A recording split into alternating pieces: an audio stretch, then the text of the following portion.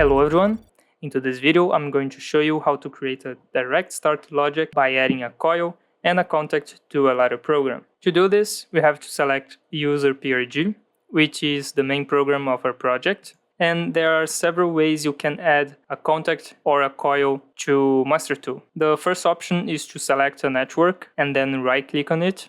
Here you can select any ladder elements in the context menu.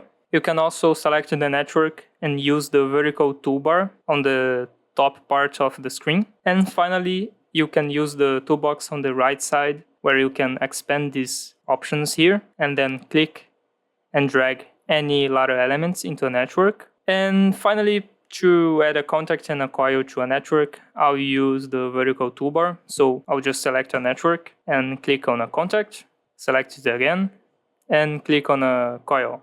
Okay, so now that we have a contact and a coil added to our network, we need to assign addresses to both of them. So for the contact, I'll use %ix0.0, which is an input address. And for the coil, I'll use %qx0.0, which is an output address.